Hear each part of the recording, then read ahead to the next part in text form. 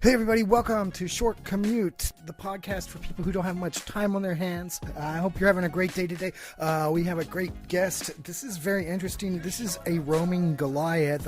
He is lived in a cult life for a while, and he escaped it, and he is now moved to Mexico. He can tell you more about that, and here is a roaming Goliath. So Calvinism is basically, they sort of bite the bullet on predestination. So they say, yeah, God is all-knowing and omnipotent. And so that means that he knows the future and he planned it out and everything is already preset and predetermined. And he picked me, he didn't pick you. Like, you know, he picked whoever he's going to pick. And it's like, oh, okay. So it's pretty like, it rubs people the wrong way for very obvious reasons. Yeah. Because Calvinists are like, yeah, God picked me. Didn't pick you. Maybe he did. If you convert later, then yeah, that means he picked you from the very beginning of it. It takes a lot of confidence to be like, well, I'm one of the few, right? Yeah. There's 8 billion people on the planet, and I just happen to belong to this one little group that knows. Look, I happen to be born in the right family, in the right country, in the right time. And God hates everyone religion else. I was born into just happened to be the true one. Lucky me. Yeah. Well, I am just absolutely astonished at your good fortune. So how did this contribute to your upbringing? What did you notice that things in your family were a little different, or where you went to church? Yeah. So this was right as I was starting high school. So like last year of middle school, first year of high school, I started getting into it and I got way into it. Like I was a true believer. Like I was going to youth group. Like I spent my whole time in high school and college, like my most formative years, I spent just buried knee deep in this cult. Like other kids were walking around with their old iPods with the click wheel. You remember those? Listening to Lady Gaga or I don't know. I think Bruno Mars was before that time. But anyway, they were listening to normal shit that kids listen to. I was walking around listening to actual sermons on my on my iPod. Wow. And so, yeah, I was way into it. I am a roaming Goliath.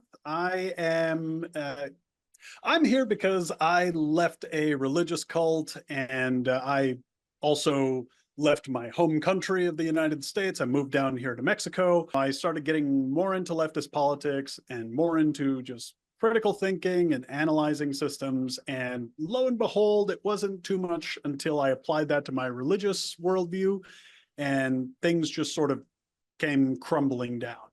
Oh, wow. Yeah. So my ex-wife, whom I was with at the time, we ended up splitting up. We couldn't reconcile with my atheism. Not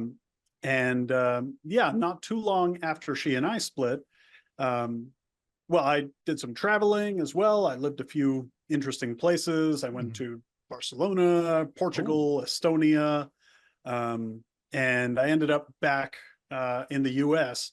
And there I met a very cool girl, and neither of us were looking for it, but I ended up getting married again. Wow. And I brought her to Mexico on vacation. She absolutely fell in love with the country. I adore Mexico because I grew up on the border in a border town. And both my parents were actually born in Mexico. Like I grew up speaking Spanish before I spoke English. Oh, okay. I hope my accent is intelligible, by the way. Yeah, I think I wouldn't have been able to know. Exactly. So for me, Mexico, it's a country of very happy memories. Basically, I spent weekends, vacations, visiting my aunts, uncles, cousins here in Mexico. And so my girlfriend adored it. I had a remote job. It was easy for me to get citizenship. So I was like, screw it.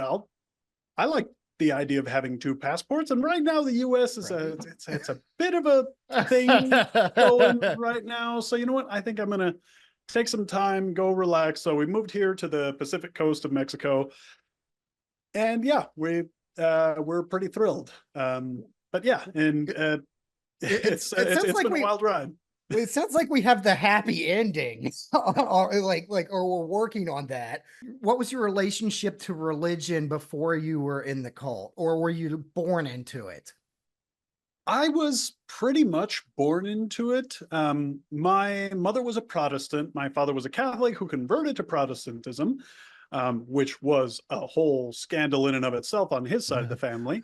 Yeah, Um, my wife's Catholic, or her family's Catholic, so yeah. yeah, we are, according to some people, we're not actually married, like.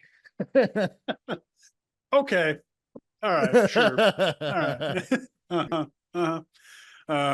Yeah. No. My. So anyway, like, yeah, I was born. It was a Protestant family. We would go to churches every now and then. Mhm. It was never something that was really too big of an emphasis. But then my mom found this one church that some of her friends from across the border had crossed the border. And again, this is a border city, El Paso, Juarez. Um, and so her friends in Juarez had started a church in El Paso, Mhm. and she was, it was a group of her friends. So she started going, and it was at the time, I suppose you could call it very charismatic, like Mhm. just weird, wacky stuff, people speaking in tongues. As time went by, it got a little more buttoned down and just like strict Calvinist kind of thing. And yeah, I think currently it's in that sort of Calvinist tradition. But I actually later sort of got into ministry. Like I was helping Mhm. out a lot with the youth group. I was also playing drums in the church band. Like I was in it. I was going to church like 3, 4, 5 times a week. I actually, for a while, was working at the church as a janitor. Oh, Um, wow. and so, yeah, I got into, eventually there was a change in the youth pastor. So I was interim youth pastor for a while. Mhm. So like I preached the Bible. I studied the Bible. I read books about the Bible. Like, it was a lot. And, um, I went to college, and, college, they're talking about things like, oh yeah, based on evolution, we know that da da da. And I was like, evolution. Like I was a young Earth creationist. Like I thought all this Oh. came around like 6,000 years ago or something. I thought like, oh yeah, Noah's flood, that actually happened. And Adam and Eve, oh yeah, they were real people. Like, stuff that now I look back and I'm like, I was insufferable.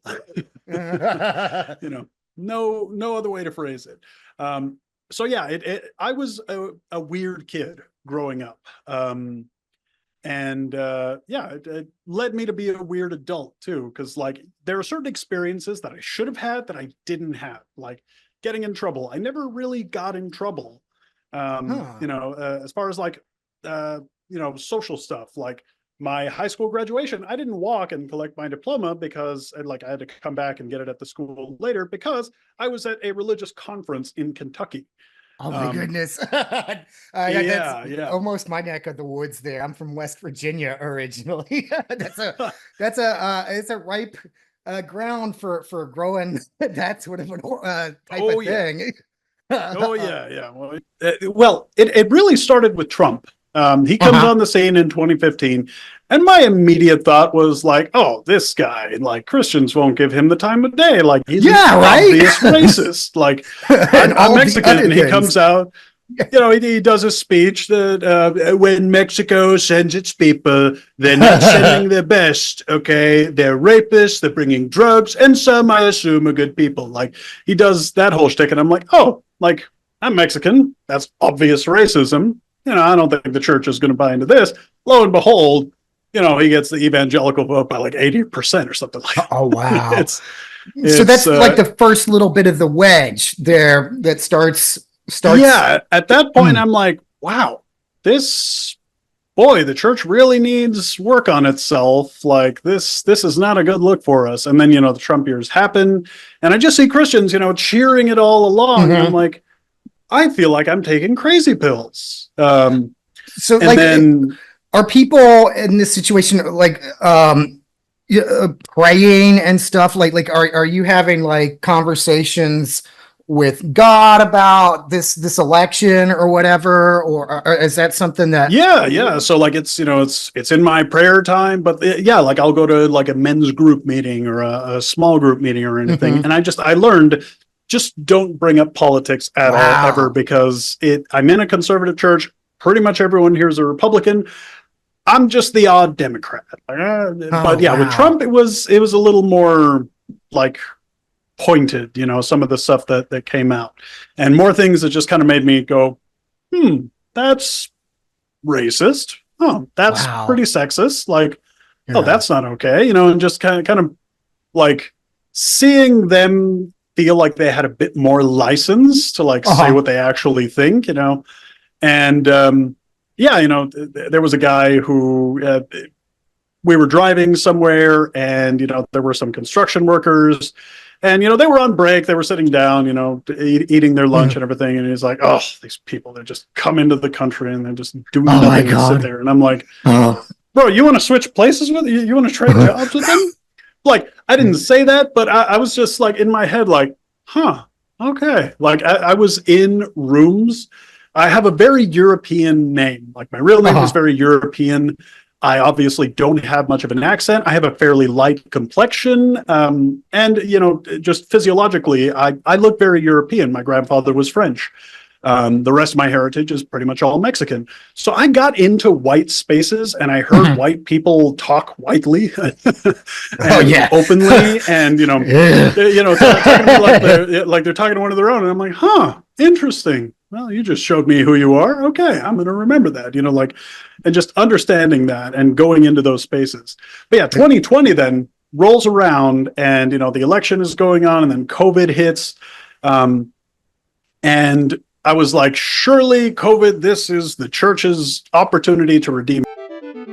Hey, so I'm donating the ad roll today to the Los Angeles LGBT Center. I didn't know this, but it's the largest LGBTQ organization in the whole world. I didn't know that they did all this stuff. They offer programs, services, and global advocacy that span broad categories.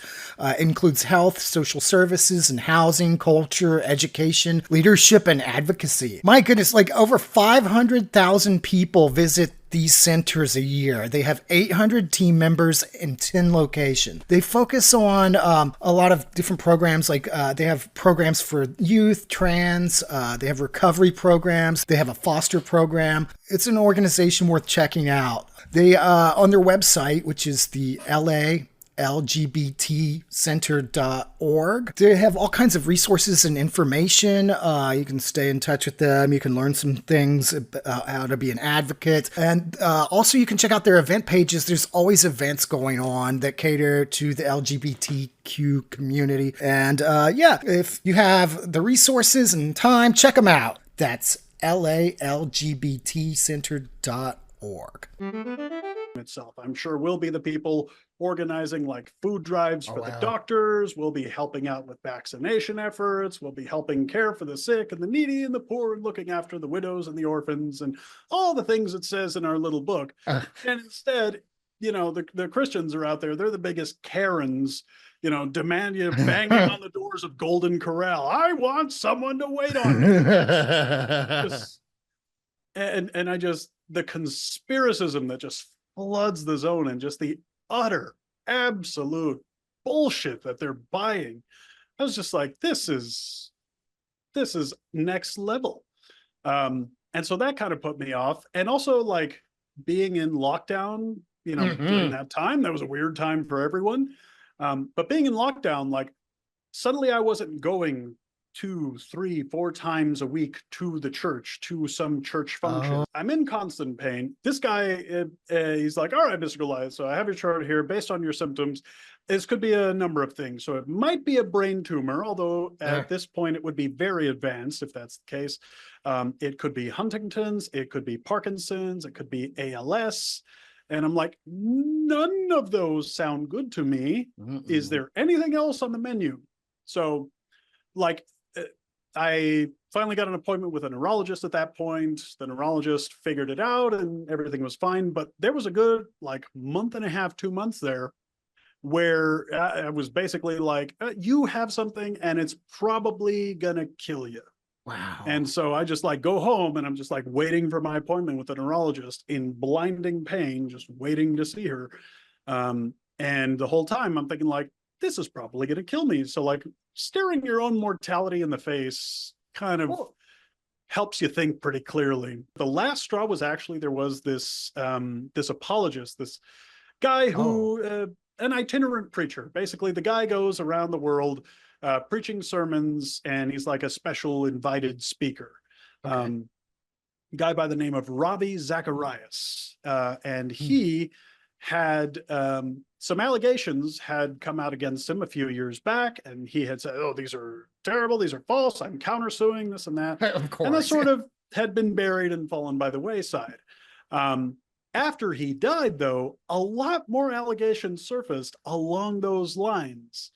And this was not Oh. a small guy. Like Mike Pence, the sitting vice president at the time, gave his eulogy at his funeral. Oh my gosh. Yeah, yeah. And so after his funeral, after he died, like stuff started coming out, and the ministry that he had founded, Ravi Zacharias International Ministries, they were like, "Hey, you know what? We are committed to truth and transparency and everything. So we are going to hire an independent firm to investigate, and we will publish those results, unredacted." To their credit, they did do that.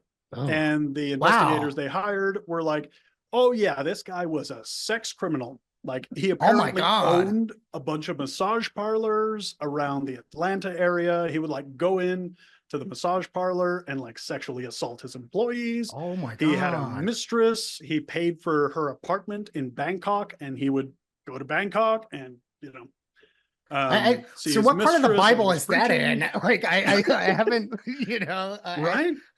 And when I was, because I had been losing more and more respect for all of these great men that I had looked up to over the years, John MacArthur, John Piper, and I was like, Ravi Zacharias too? Wow. And so like I heard that broke, that finally made its way to me, and I was like, okay, I'm curious to learn more about this story. Like I want to get the Mhm. details. So I know it's not going to be on like CNN. This is not national interest news. This is pretty niche. So let me just go on YouTube. Let me see if I can find someone talking about it and at least get the facts here. And there's one guy covering it, and you can tell it's kind of a homemade news channel. Uh-huh. Dude's got a green screen, like some loser. For those of you listening, by the way, I have a green screen behind me, so that's why As do I. I made the joke. But anyway, so this this guy, he's talking about it, and he's asking some very hard questions Okay. about like, well, why would God allow this, and why did God allow that, and doesn't this really set back the mission? Like making very cogent points. And after a few minutes, I finally realized, oh, this guy is an atheist, and so he's making all these good points, and he's an atheist. And I was like, let me just click on one more video here. And I've worked my whole career in tech. Let me go ahead and take a look. And, it was these atheist arguments that I had heard straw man versions of them. But once I heard the Mhm. atheists themselves give them, I was like, oh, that's a lot more nuanced. And that makes total sense. Like Oh. that's actually accurate. Yeah, no, that is correct. Um, and I'm going to say within about 3 hours, I came out of there an atheist. I was like, well, that was it.